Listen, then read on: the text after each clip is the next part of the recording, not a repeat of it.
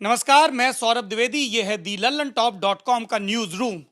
देश में कल से एक ही मुद्दा छाया हुआ है, मुद्दा जिसका केंद्र बिंदु विदेश बना हुआ है, क्योंकि जाधव की सुनवाई चल रही है इंटरनेशनल कोर्ट में, जिनको पाकिस्तान ने भारत का जासूस बताकर फांसी की सजा सुनाई है।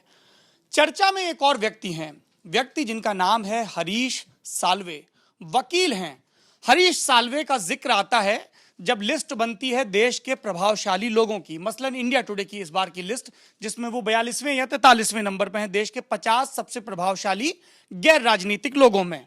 कहते हैं कि हरीश साल्वे एक दिन की फीस 30 लाख रुपए लेते हैं। यहां कई लोगों की जीवन भर की कमाई 30 लाख होती है। हरीश साल्वे को वकालतनामे पे फिर सिर्फ दस्तखत करने होते हैं और 30 लाख, और ये एक दिन की फीस है। जब पूरा केस आप गिनेंगे तो करोड़ों में फीस जाएगी। लेकिन इन्हीं हरीश साल्वे ने जाधव मामले में भारत सरकार से सिर्फ ₹1 फीस ली, और इस बात की जानकारी खुद सुषमा स्वराज ने दी। क्या विशाल जी? सुषमा स्वराज ने दी, ट्वीट करके दी। उन्होंने जब सोशल मीडिया पर कुछ इल्जाम लगाए गए कि हरीश साल्वे बहुत महंगे वकील हैं वगैरह वगैरह, तो उन्होंने लिखा, not fair, Harish Salve has charge us ₹1 as his fees for this case. Sushma Swaraj का यह बयान। कौन है ये हरीश साल्वे? अमूमन देश में जब उत्सुकता होती है तो पहले पड़ोस के चचा से पूछते हैं और फिर गूगल गुरु से पूछते हैं। हम ये वादा करते हैं और दावा भी कि हम उन चीज़ों को खोज कर लाते हैं जो गूगल पर पहले क्लिक पर, पहले लिंक पर नहीं मिलती। तो हमने भी अपने महारथियों से कहा कि लाइब्रेरी खंगालिए, दिग्गजों से बात करिए और पता लगाइए हरीश साल्वे की जन्म कुंडली क्या है। पता लगाते लगाते विशाल उनके दादा परदादा तक पहुंच गए। परदादा जो मुंसिफ मजिस्ट्रेट थे, दादा जो इकोनॉमिस्ट थे, और पिता जो कांग्रेस के सांसद रहे, पहले लोकसभा में और फिर राज्यसभा में। और उनका सबसे बड़ा योगदान यह है कि इस देश में पहली मर्तबा वनडे क्रिकेट का जो वर्ल्ड कप है, जो 1987 में हुआ था, जिसको रिलायंस वर्ल्ड कप कहा गया था, उसको देश में करवाने का श्रेय एनकेपी साल्वे को ही जाता है, जो 1987 में बीसीसीआई के अध्यक्ष थे। उन्होंने ही बाद में बागडोर जगमोहन डालमिया को सौंपी थी, जिन्होंने 1992 के ऑस्ट्रेलिया के वर्ल्ड कप के बाद वापस देश में वर्ल्ड कप करवाया था। तो ये दो बड़े प्रतीक पुरुष माने जाते हैं। पर पहले कहानी हरीश साल्वे की। क्या है कहानी विशाल? ये इन्होंने लॉ और कॉमर्स दोनों में ग्रेजुएशन किया था। तो उसके बाद पहले इन्होंने सीए के तौर पे करियर बनाने की कोशिश की। उसमें जब फेल हुए तब ये वकालत की तरफ आए। अच्छी चीज़ ये रही कि वकालत में आने के बाद इनको नाना भाई पालकीवाला की सोहबत में काम करने का मौका मिला। उनके साथ इनकी ट्रेनिंग हुई, तो वहाँ से ये सोली सोराब जी के अंडर में भी इन्होंने काम किया है। नानी पालकीवाला और सोली सोराब जी 20वीं सदी के भारत के सबसे बड़े वकीलों में से हैं, और सोली सोराब जी तो अभी भी एक्टिव हैं। और आप इन लोगों की वरिष्ठता और इनके संवैधानिक ज्ञान का अंदाजा इस बात से लगा लीजिए कि भारत के राष्ट्रपति केंद्र या राज्य से संबंधित किसी भी मसले पर जब भी उधेड़बुन में होते हैं, तो यही वो वकील हैं जिनसे बुलाकर संविधान के मसलों पर परामर्श किया जाता है। संविधान का जिक्र आया तो हरीश साल्वे का जो लाइफ का एक बहुत ही गोल्डन मोमेंट था, उसका जिक्र करते हैं। मिनर्वा मिल्स केस, जिसमें ये सोली सोराब जी को असिस्ट कर रहे थे, और जिसमें संविधान की एक बार फिर से केशवानंद भारती केस के बाद व्याख्या करते हुए सुप्रीम कोर्ट ने एक ऐतिहासिक जजमेंट दिया था। ऋषभ, क्या था वो जजमेंट? वो बेसिक डॉक्ट्रिन का था कि मतलब संविधान की मूलभूत संरचना है, उसको बदला नहीं जा सकता है, और वो चीज़ संसद से भी ऊपर है। ऐसे अभी तक माना जाता था कि संसद संविधान में संशोधन करके कुछ भी बदल सकती है। इन कुछ चीज़ों को सुप्रीम कोर्ट ने कहा कि ये संविधान का बेसिक स्ट्रक्चर है, और यहाँ पे कहा जाता है कि जुडिशियरी ने अपनी सुप्रीमेसी संसद के ऊपर साबित कर दी कि ये चीज़ आप नहीं बदल सकते हैं। दरअसल मुझे लगता है ऋषभ, आपने जिन शब्दों का इस्तेमाल किया उनको मैं थोड़ा सा और क्लैरिफाई कर दूं अपने दर्शकों के लिए। सुप्रीम कोर्ट की मंशा यह कतई नहीं रही होगी कि वो न्यायपालिका को कार्यपालिका या विधायिका से ऊपर का बताए, लेकिन विधायिका को भी यह बताना जरूरी है कि भले ही आपके पास प्रचंड बहुमत हो, जैसा राजीव गांधी के पास था, और उन्होंने शाह बानो केस में सुप्रीम कोर्ट के फैसले को उलट दिया था जनमत के दबाव का हवाला देकर, लेकिन आप विधायिका के उस बहुमत के बावजूद संविधान की जो मूल भावना है, जो मूल ढांचा है, उससे छेड़छाड़ नहीं कर सकते हैं। मुझे लगता है कि केशवानंद केस भारती केस के मुकाबले ये केस इसलिए भी लैंडमार्क है क्योंकि इस केस और उस केस के बीच में इंदिरा गांधी की वो सारे संवैधानिक दखल भी आए थे जब लोकसभा को बढ़ा के 6 साल का कर दिया गया, आंतरिक सुरक्षा का हवाला देकर इमरजेंसी लागू की गई और कई मूल अधिकारों का भी सस्पेंशन कर दिया गया था। ये महत्वपूर्ण केस था और जब ये केस हुआ इसमें इन्होंने नाना भाई पालकीवाला को असिस्ट किया था, हरीश साल्वे ने। हरीश साल्वे आज पूरे देश के दुलारे हैं। इंटरनेट एज के देशभक्त उन्हें हाथों हाथ ले रहे हैं, मगर जैसे उन्हें उन देशभक्तों को, इंटरनेट एज के त्वरित देशभक्तों को यह पता चलेगा कि यही शख्स याकूब मेनन के भी पक्ष में खड़ा हुआ था, तो शायद वो दाएं बाएं झांकने लगे, क्योंकि उनकी व्हाट्सएप यूनिवर्सिटी ने इस बारे में उन्हें अपडेट नहीं किया। क्या है वो मामला, जरा बताइए। 2007 में जब इनका याकूब मेमन की फांसी का चल रहा था, तब इन्होंने उसको उनके पक्ष में ये वकील बने थे और तब वो लोग 2 आदमी थे जो सिक्सोफ्रेनिया से जूझ रहे थे, तो उनके मामले में ये थे। और उसके बाद जब सुप्रीम कोर्ट ने उनकी फांसी की सजा बरकरार रखी थी, तब भी इन्होंने उस पर सुप्रीम कोर्ट से अलग थी इनकी राय जो इन्होंने जाहिर की थी। हरीश साल्वे का कहना था कि मैं याकूब और उनके भाई के लिए साल 2007 में पेश हुआ क्योंकि उन्हें सिक्सोफ्रेनिया की बीमारी थी। ये वो बीमारी होती है जब मरीज असली और नकली का, वास्तविक और काल्पनिक का फर्क नहीं कर पाता है। शुरुआत में याकूब को टाडा कोर्ट में सजा दी गई थी, जिसके खिलाफ सुप्रीम कोर्ट में अपील हुई। हरीश साल्वे के हिसाब से, मेरे हिसाब से उनके पास रिहा होने के लिए अच्छा केस था। मौत की सजा को रोकने के लिए वो सुप्रीम कोर्ट से, इस मामले पर भी सुप्रीम कोर्ट ने याकूब मेनन को फांसी की सजा दी। हरीश साल्वे की राय इससे अलग है। हरीश साल्वे के पिता कब ही लौटेंगे, पर इससे पहले हरीश साल्वे के और लैंडमार्क केसेस जो हैं, मसलन वो टाटा के पक्ष में खड़े हुए जब राडिया टेप जारी हुए थे।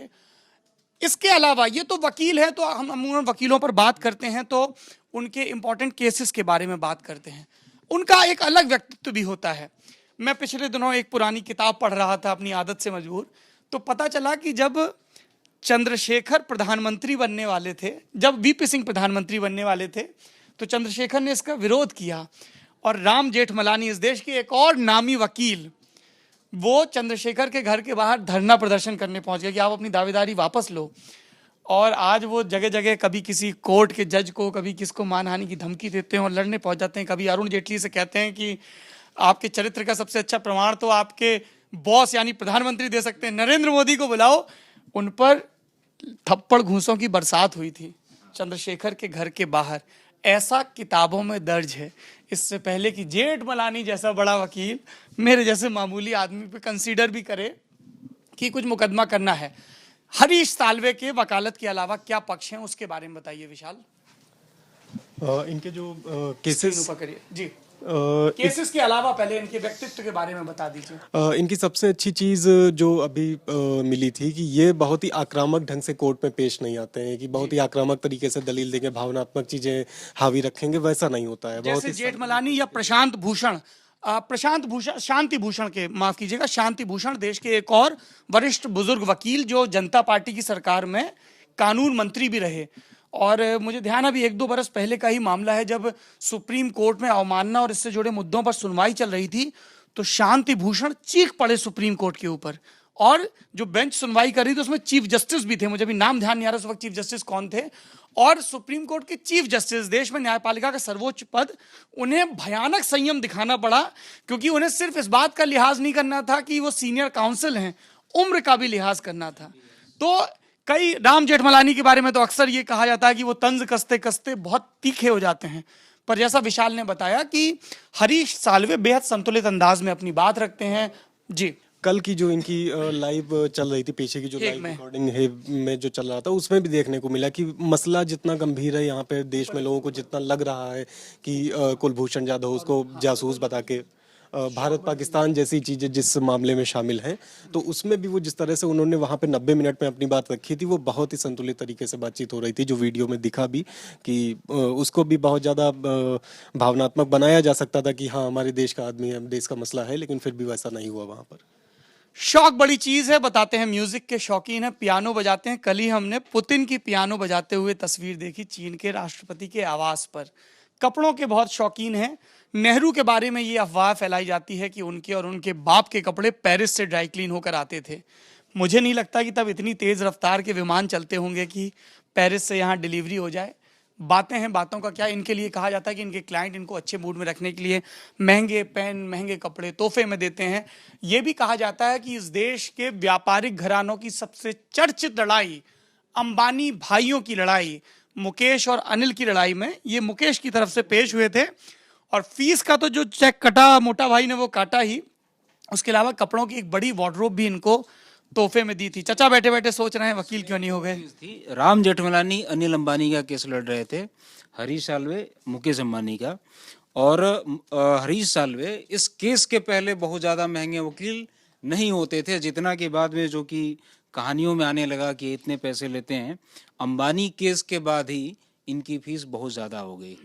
इसके बाद कभी इस देश में इन्वेस्टिगेटिव जर्नलिज्म का एक बड़ा नाम रहे, और अब अरविंद केजरीवाल के वफादार सिपाही आशीष खेतान ने भी हरीश साल्वे पर एक दफा संगीन इल्जाम लगाए थे। कहा गया था कि एक तरफ तो हरीश साल्वे गुजरात के दंगा पीड़ितों का केस लड़ रहे हैं, बिल्किस बानो का केस जिसमें पिछले दिनों हायर कोर्ट से भी जजमेंट आया, वहीं दूसरी तरफ ये गुजरात सरकार की तरफ से भी कुछ मामलों में लड़ रहे हैं और इसे कन्फ्लिक्ट ऑफ इंटरेस्ट का मामला बताया गया था। इस पर हरीश साल्वे का यह कहना था कि मैं नरेंद्र मोदी और उनकी सरकार के बुरे कामों के खिलाफ केस लड़ रहा हूं, गुजरात के खिलाफ नहीं। अगर कोई प्रोजेक्ट गुजरात के लिए सही है तो मैं इसे गुजरात की तरफ मोड़ दूंगा। अगर आप दिखा दें कि इन डील्स से मैंने एक भी रुपया लिया हो तो मैं अपना पैसा छोड़कर चला जाऊंगा। जी, पेशा छोड़कर चलो। पेशा, अच्छा, मैं अपना पेशा छोड़कर चला जाऊंगा। शुक्रिया विशाल जी। ये तो एक बड़ी बात हो गई। हम लोगों ने इनके पिता का जिक्र किया, क्रिकेट का जिक्र किया। हमारे साथी हैं प्रवीण डोगरा, क्रिकेट के जानकार। क्या है मामला? एनकेपी साल्वे इनके पिताजी का नाम है और उनका कंट्रीब्यूशन साल्वे से भी बड़ा है। दो चीज़ों में बड़ा है, जैसा कि आपने बताया कि कांग्रेसमैन रहे हैं और 2 बार पहले 10 सालों के लिए लोकसभा में बैतूल सीट से सांसद मध्य प्रदेश में बैतूल से सांसद रहे, फिर करीब 24 साल तक महाराष्ट्र से राज्यसभा में प्रतिनिधि रहे।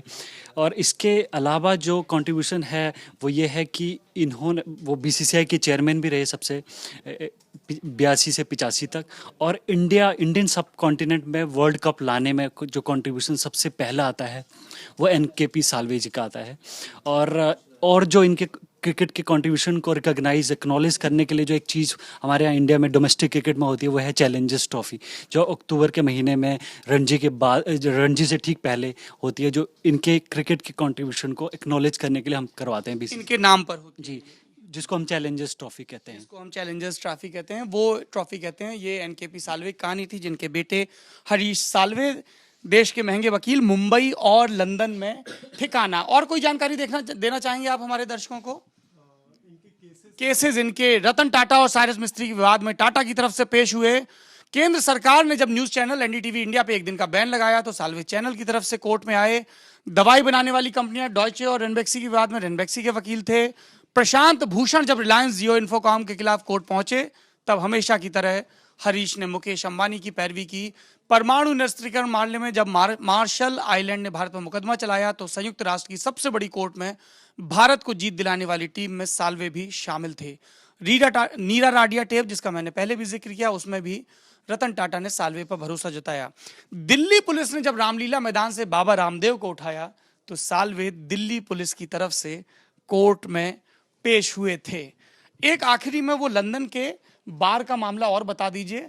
लंदन ये सिर्फ कपड़े खरीदने नहीं जाते हैं या इनका सिर्फ ठिकाना नहीं है, लंदन से इनका एक और कनेक्शन भी है जो कि ऊपर है। फटाफट ऊपर जाइए और उस स्पेशल बार में जहां पर ये रजिस्टर हुए हैं उसके बारे में बताइए।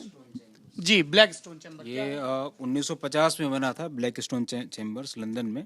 वहाँ पर दुनिया के सबसे मशहूर वकीलों का, जो सबसे बड़े वकील माने जाते हैं, उनके चैम्बर्स हैं। लंदन में ऐसी कई चीज़ों के चैम्बर्स हैं, इंश्योरेंस और जो भी चीज़ें ब्रिटिश ने शुरू की, ब्रिटिशर्स ने, तो इसको काफ़ी वो माना जाता है, मतलब गौरवशाली माना जाता है और हर वकील वहाँ जाना चाहता है कि मेरा भी वहाँ पे केबिन हो। और 3-4 बातें इनके गुरु नानी पालकीवाला के बारे में, जिनका ये जिक्र हमेशा करते हैं। फटाफट। नानी पालकीवाला के पूर्वज जो थे वो पालकी बनाते थे, इसीलिए इनका नाम पालकीवाला पड़ा था, इनका टाइटल है। इसके अलावा ये मतलब किसी भी कम्युनल विचारधारा को वो फॉलो नहीं करते थे, लेकिन इंदिरा गांधी की इमरजेंसी में इन्होंने आरएसएस का बचाव किया था, क्योंकि इंदिरा गांधी, इनके मुताबिक इंदिरा गांधी हैरस कर रही थी आरएसएस को। ये मतलब वकील के नाते ये बहुत बड़ी बात थी।